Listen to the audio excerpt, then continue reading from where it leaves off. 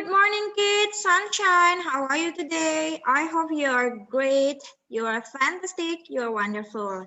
So, welcome back with me, Miss Dayu. Today we have PKN subject with the topic pentingnya menjaga persatuan dan kesatuan. Nah, the first activity is we're gonna watch the video and then don't forget to read your book page 102 until 103. And we're gonna highlight or underline some important sentences based on the explanation from the video. And don't forget we have quiz today. So we're gonna move on. Kita langsung saja membahas topik kita yang hari ini. Pentingnya menjaga persatuan dan kesatuan on page 102. Come on, let's open your book page 102. Nah, pentingnya menjaga persatuan dan kesatuan.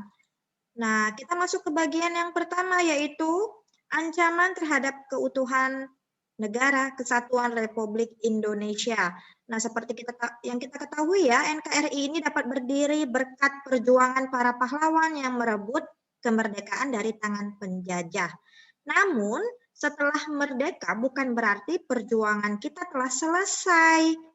Indonesia pada kenyataannya masih mendapatkan ancaman.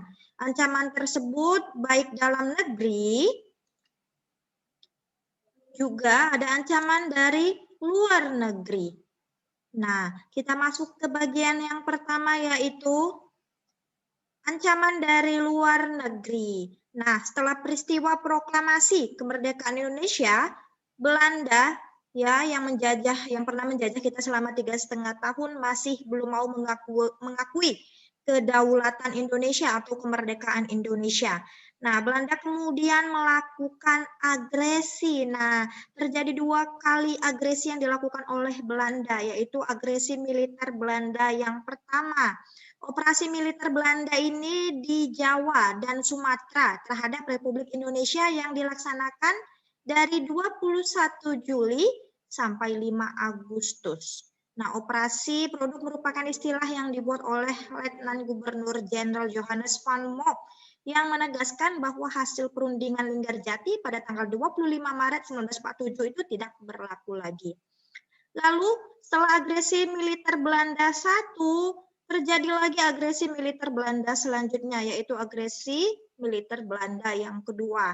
Ini terjadi pada 19 Desember 1948, berarti ini 1 tahun kemudian ya, yang diawali dengan serangan terhadap Yogyakarta. Nah, pada saat itu Yogyakarta merupakan ibu kota Indonesia. Nah, dan serta penangkapan Soekarno, Muhammad Hatta, Syahrir, dan beberapa tokoh lainnya. Jatuhnya ibu kota negara ini menyebabkan dibentuknya pemerintahan darurat Republik Indonesia di Sumatera yang pada saat itu dipimpin oleh Syarifuddin Prawirana. Oke, selanjutnya ini ancaman dari luar negeri, yaitu agresi militer Belanda 1 dan 2. Lalu kita masuk ke ancaman dari dalam negeri. Nah, ternyata ancaman terhadap kedaulatan Indonesia dapat juga berasal dari dalam negeri ya. Ancaman dari dalam negeri yang pernah muncul antara lain Gerakan Aceh Merdeka atau GAM. Ini pasti kalian tidak asing lagi dengan GAM. GAM ini adalah konflik antara Indonesia dengan Aceh. Konflik ini berakhir dengan penandatanganan nota kesepakatan damai pada 15 Agustus 2015 di Helsinki, Finlandia. Nah, pihak Indonesia diwakili Menteri Hukum dan Hak Asasi Manusia Hamid Awaludin, sedangkan pihak GAM diwakili oleh Malik Mahmud Al-Haidar. Mantan Presiden Finlandia Martti Ahtisaari menjadi mediator atau penengah bagi kedua belah pihak. Lalu gerakan selanjutnya adalah Republik Maluku Selatan atau kita singkat menjadi RMS. Lalu gerakan Papua Merdeka.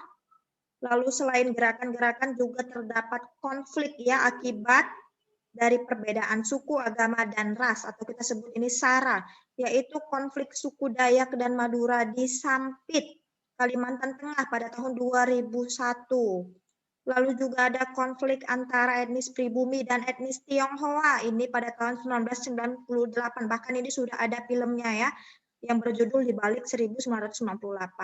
Nah, konflik antara etnis pribumi dan etnis Tionghoa ini terjadi di beberapa kota besar di Indonesia. Ini banyak warga atau etnis Tionghoa yang terpaksa harus keluar dari Indonesia pada tahun tersebut. Nah, inilah dia beberapa ancaman dari dalam dan luar negeri yang sudah Miss jelaskan. Next week kita akan lanjutkan ke bagian yang kedua, yaitu menentukan keberhasilan pembangunan. Oke, thank you for your participation. Jangan lupa kerjakan kuisnya karena kita mempunyai kuis hari ini. Thank you for watching.